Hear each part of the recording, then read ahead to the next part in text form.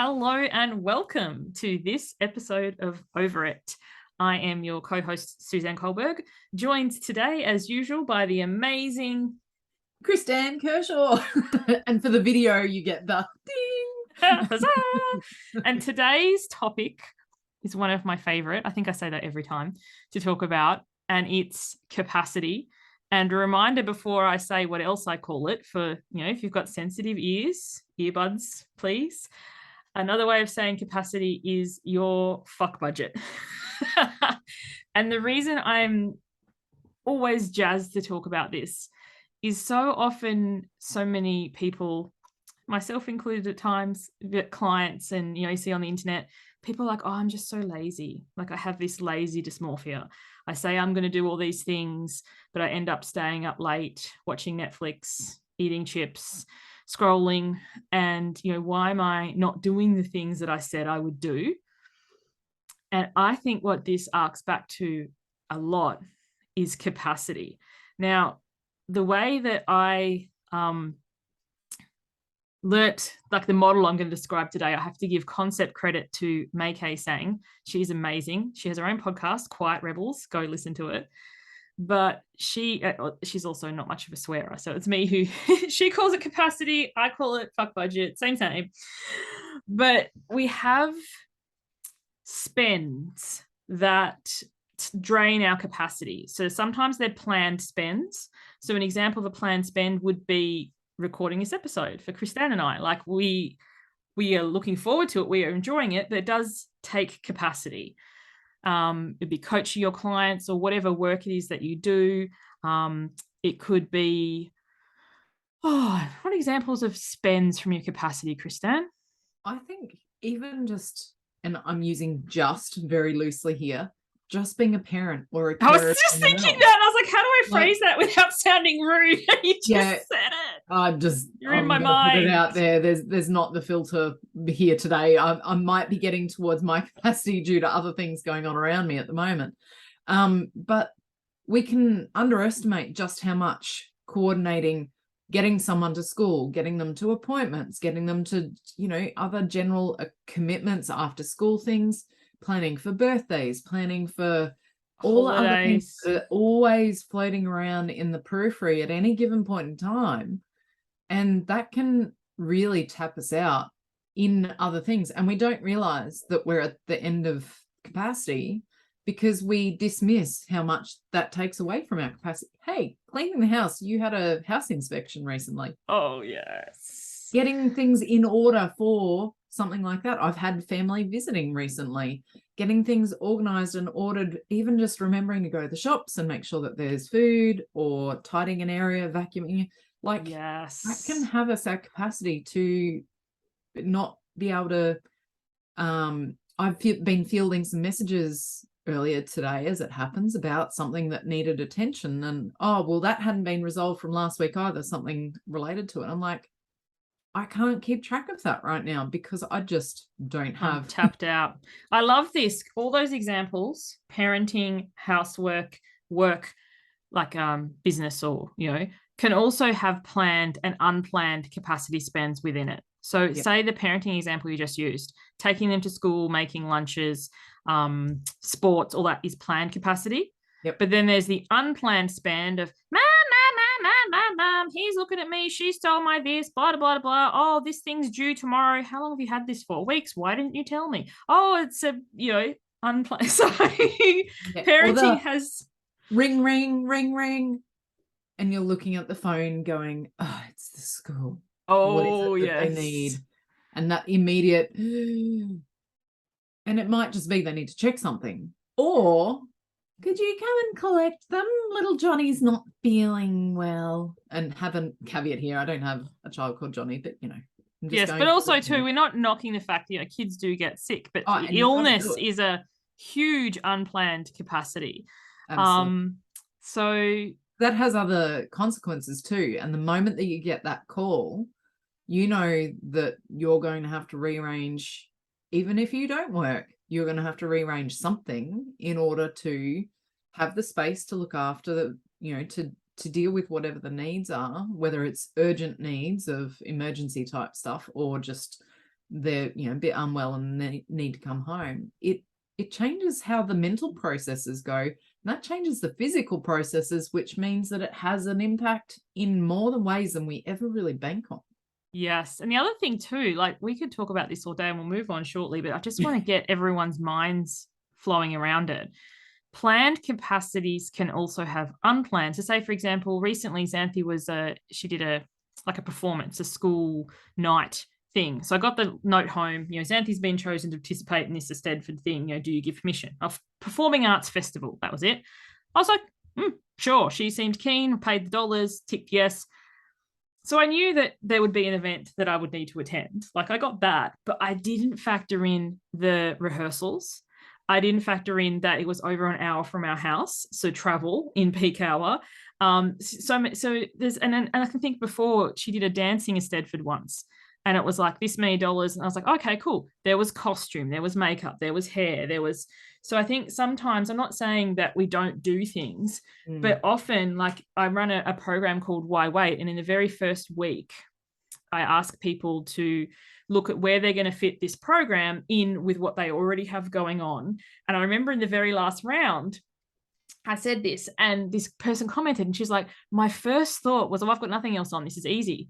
But then when you started talking about housework, cooking, cleaning, parenting, relationships, like she's like, whoa, like whether you're working or not, or whether you are doing other programs or not, we all have things going on that we don't even factor in because they're just our norm. Yeah, absolutely. And it has an impact. And I think just us highlighting this first part around there is an impact, and you may be at capacity before you recognize you're at capacity. So then after that, overwhelm kicks in and other things start to kick in and other coping habits and mechanisms kick in. So you can be at that capacity way earlier than you actually recognize. Not that I know that personally or anything. Like, ask me how I know. But I think this is the point that you've touched on. So many of us don't even consider capacity until we're burnt out or sick. Like obviously sickness can occur for other reasons too. But so often it's like, we don't take a break and then we end up burnt out or sick and it takes longer. And then we guilt and shame ourselves and don't actually get that full rest or take that full time. And this is what I really want to highlight to people. If you get nothing else from this episode or anything else from my work, what I'd love for you to really notice is how much you already do, you already contribute, you already add value just by being you, and that there's no shame or shade. And if you notice that lazy dysmorphia come in, because it's so funny, I had this exact thing with my own coach. I was having a session earlier this week. This week is a non-working week for me. Kristan and I talk about, you know, having, you know, non-meeting weeks, non-working weeks, that sort of thing. And then she's like, so what have you got on? And I was like, I'm having a website launch party. I'm recording 5 podcast episodes, this and this. And she's like, I bet you're not working this week. And I was like, oh yeah.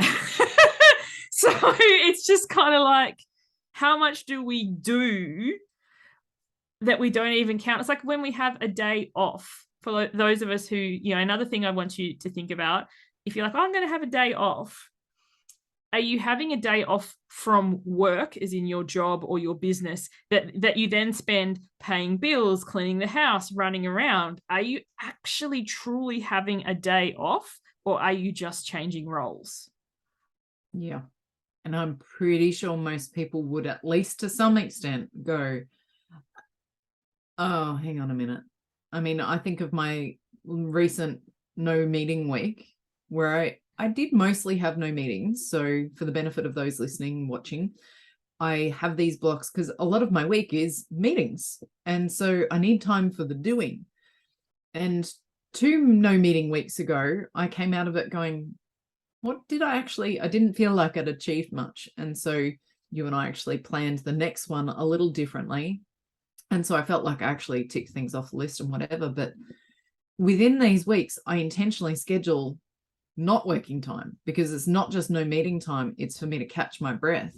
And it was liberating to have yoga, walking to school, you know, these other things that are much more,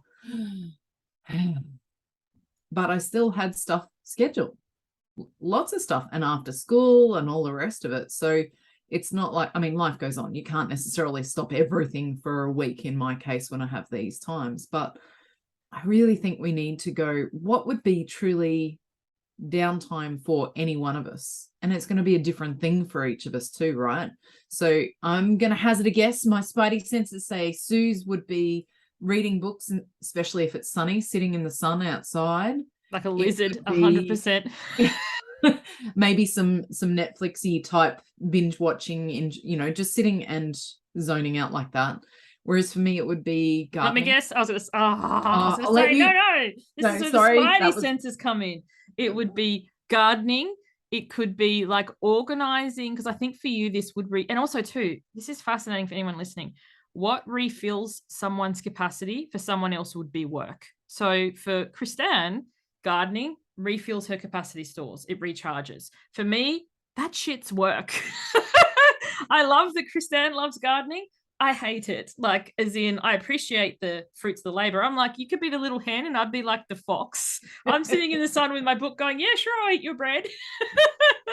But there's no judgment here. So like, I imagine, I know that you do I'm going to butcher what you call it, where you swap stuff. Like, food swap, community swap. Getting prepped for that. Like, you know, taking things along to there. Pub choir. That's another one. Like, for me, I love the idea of pub choir, but it would probably be a capacity drain because there's that many other people around, and that being around people. Another thing, a big capacity drain for me is driving.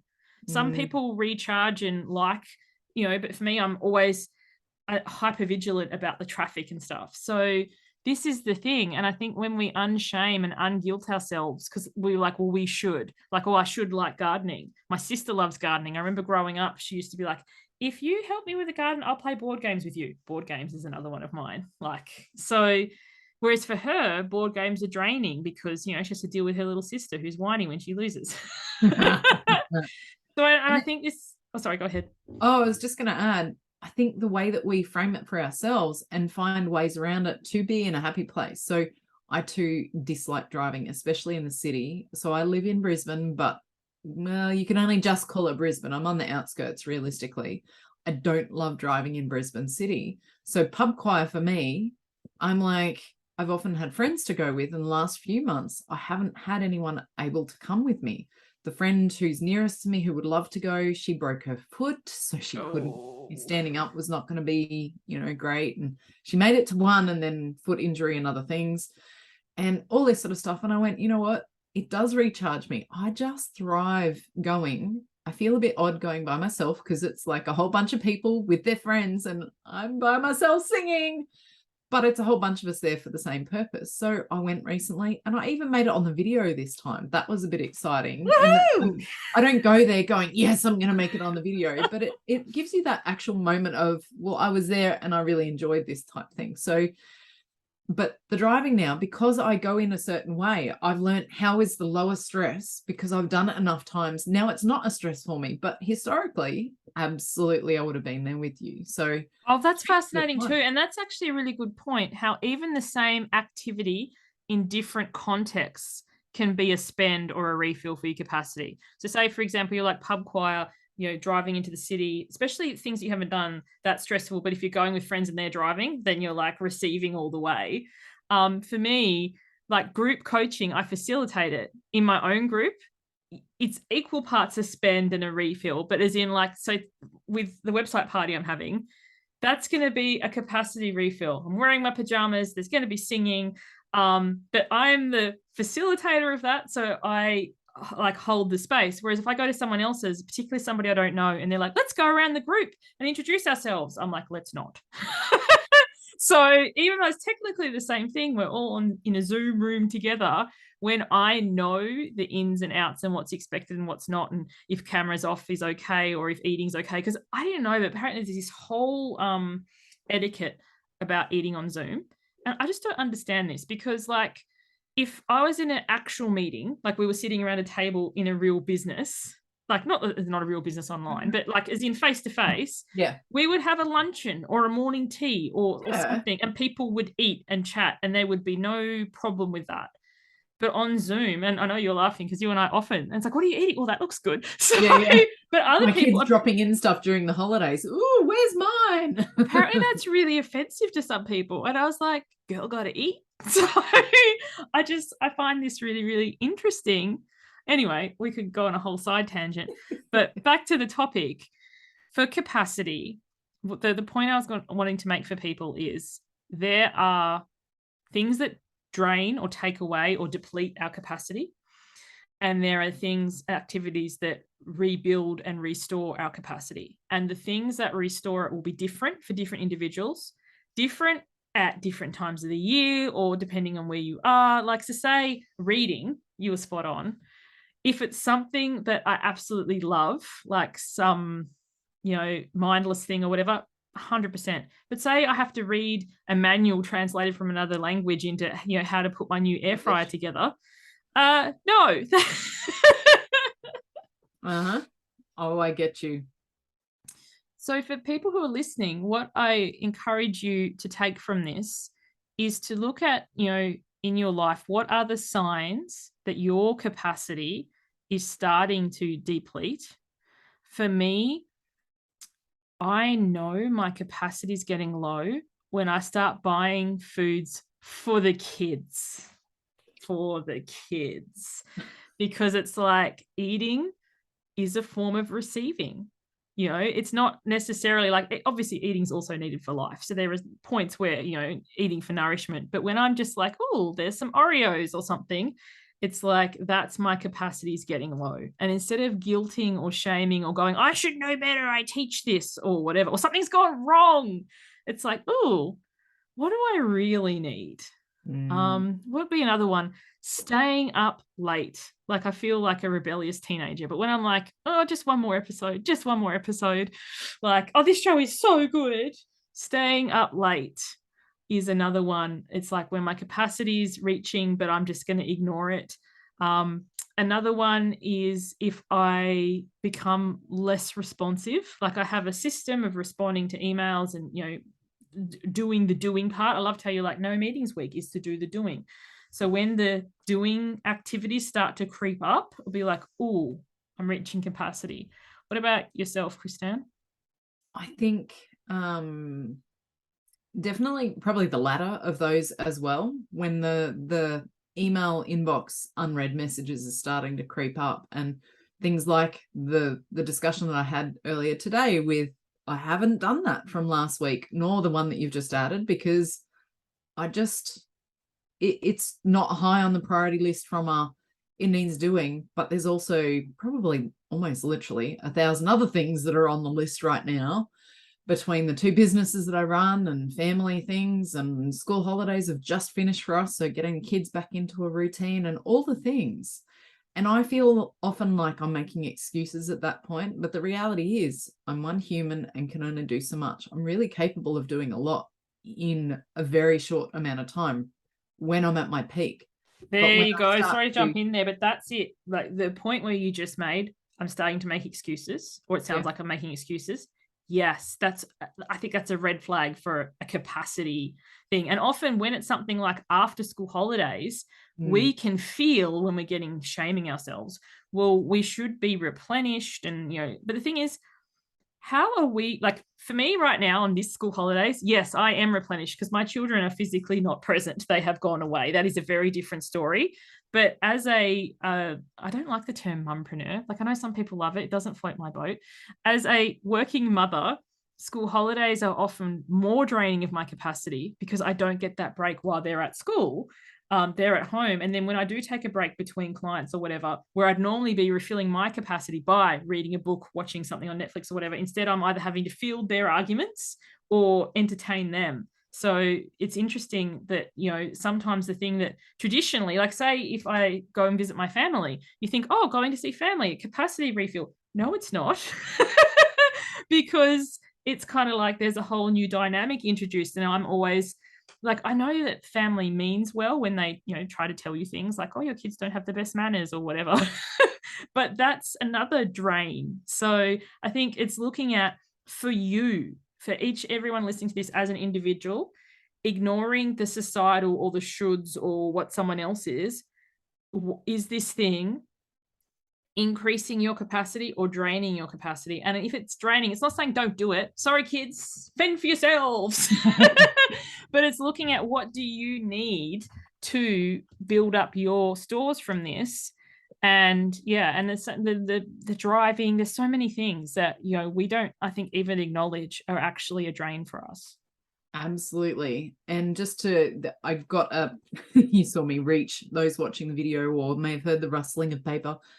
If you can grab a notebook, a phone with a notes app or whatever, and brainstorm things that have come to mind while you've been listening as a bit of the doing to help you kind of work it out. Like, I just find it so funny. Normally during my school holidays, and our school terms for our different states are slightly offset. So my kids are already back at school, whereas Suzanne's kids are in their second week now. And normally my kids go and spend some time with their grandparents during the holidays, and they didn't these holidays. And to finish off the school holidays, we had other family who we haven't seen in person for like 4 years. So it's been absolutely amazing to have them visit. But it was a change in the routine and all that sort of stuff. So I had no replenishing that I normally would get. And I was like, yeah, it's all right. Normally it's not that different of a routine. We still go to work. We still, do our normal kind of thing. It's not that different. But you try feeding teenagers plus the little one and entertaining them, and at the back of your mind going, they're on TV, devices, insert whatever here, because I'm working still, and it's more taxing. And then other dynamics. So for me, as we're talking, I can pick these different things and I could write them down. And I guess I've got the self-awareness, because you and I talk about different things along this line in one way or another, but I'd encourage, it's really liberating to start to pick those things up before it comes into I'm at capacity. And you can start to go, hang on the week ahead, I'm not going to get a break when I normally would. Or the kids have got heaps on, maybe next weekend we should have a quieter weekend and not super commit, so that I've got some replenishing that we can do by doing something that is on the list of replenishing things. Yes. When you've got it there in front of you, again, whether it's physical book or whether it's notes on your phone, whatever it honestly, don't make excuses that you can't do it. Find something, make it happen. Yeah, you're probably listening to this on your phone. So like, I often jot notes on the notes function of my phone while listening to podcasts, because otherwise I'm like, oh, that's nice, move on. Yeah. And it's like, oh, what was that again? I don't even remember which episode, which show. So 100%. So the other thing that I wanted to move on to now, I didn't, speaking of capacity, look at when we hit record. So I don't know how long we've been talking for, but must be close. As we're starting to wind this up, I'd encourage you to have two lists. So one is what Kristan was just talking about. What are your capacity drains? And then the thing is, once you know them, then you can prepare. So like, I know if either of my children has a performing arts festival concert at Stedford, that factoring in the driving to get to the venue, the rehearsals, all that sort of stuff needs to be taken into account. Even things like a birthday party, you might be like, oh yeah, sure, the kids can go to the birthday party. But then there is the, purchasing of the gift, the wrapping of the gift, the making of the card, the, getting them to the venue, balancing the other child if only one was invited, and there's some jealousy. So all of these things. And once again, it's not to say be a hermit and don't do things. It's just to kind of look at what is going to be involved from me for this. So what are the things that actually, maybe there's three lists now. One is, what are the things that drain your capacity? Two, what are the signs that you're reaching capacity without even guilting yourself? Because it's funny, at the time Kristan and I recorded this, it's the middle of the day for me. I had just said before we hit record that I had a nap. And it was funny because to me, I actually initially felt rather guilty, because I'm home by myself. I've had a week alone. Like, I should not feel tired. From the judgmental thing, it's like, I shouldn't feel tired because, and it's like, oh, but the thing is, I am. So I had a nap. I feel heaps better now. But it's like, what are the signs? Not so that you can use it to commit verbal violence and get yourself and tell you what you should and shouldn't do, but like, what are actually the signs that you're starting to reach capacity? Because when you honor that, like that nap, I'm now ready to go slay the rest of the day. Whereas if I just push through because you shouldn't feel tired, so you've just had a week off. this probably would have gone in a whole different direction, and the rest of the day may have continued to go downhill. And then I started eating and, not doing other stuff. Yeah. And then the third list is, what are the ways that rebuild your capacity stores? So we've spoken a bit about it. For myself, reading, TV, like Netflix, walking, like not walking for exercise, but just walking and listening. Like I love the Voxer app. My clients, my friends, and I often chat on that, catching up with what people are doing. I love, Voxer is one of my things. For Kristan, gardening, pub choir, and sometimes some of the things too. Like I love me a massage. That's going to be a paid one. So it's not like I can go and do that every day or whatever, but some free, some paid. And then also, how can you, not just things that you can do, but things that you can not do. So like one for me is, I'm a lot less responsive when I am rebuilding my capacity. It doesn't mean that I ghost people, but it just means that I'll be like, can you get back to me next week? Especially if it's not something that's urgent, or if it's something that they really could figure it out by Googling it, let them do it. Because I don't realize how much I overextend myself to go figure out stuff. Because on a previous episode, you and I've chatted about how we're both kind of really good at researching. So people will not take advantage, but will ask for that. Sometimes I'm available, sometimes I'm not. Napping, doing something I enjoy, even dancing, just singing, like deep breaths. And I encourage people to think of things that, one challenge that I think you set in Why Wait is related to what can be done in 10 minutes. Like just pick something little that's really, and it might be literally sitting in the sun, not reading, not doing anything, just sitting and looking in your yard, or going somewhere that's really repleting for you. So go and sit at a lookout and look out over a vista, or look at some photos of things that really makes your heart sing, or whatever. They don't have to cost money, these things. Infrared saunas are one that I like to do, or magnesium floats, or massages, or all three. Heck, that was my birthday this year. Yeah, the trifecta. Horse riding is another that just absolutely recharges, and it's tiring as well physically, but I love it. I absolutely adore it. Or taking my dogs for a walk sometimes. Depends how excited they are and how much I get pulled down the road at the moment. But they, do either of those cost me money? Thankfully, no, because I have friends with horses, but I can't always go and do the horse riding because that's pending friends being available and so forth. But I can walk the dogs whenever the weather's okay or whatever. What's an equivalent that you could do that could be a 5-minute thing or an hour-long thing? I love the 5-minute thing too, especially I know a lot of people that I work with may still be in a 9 to 5 or a corporate or an office job, and they can say to me, it's easy for you, Suze, you work for yourself. I haven't always. I remember when I worked in a call center, and that can be a very stressful job. Sometimes you just need 5 minutes, and they were really good about being open to suggestions. So there was one time where you could get off the phone for up to 5 minutes in an hour, and they call it like a people support break. You put PSB as the code, because everything's timed if you've worked in a call center. Anyway, I digress.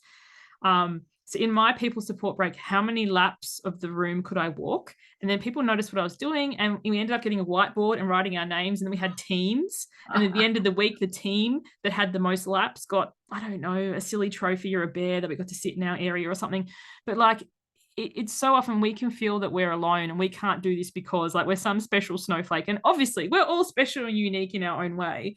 But when we're looking for a reason not to do something, we will find one. And yes, if your office doesn't encourage you to have a people support break, they cannot deny you a toilet break.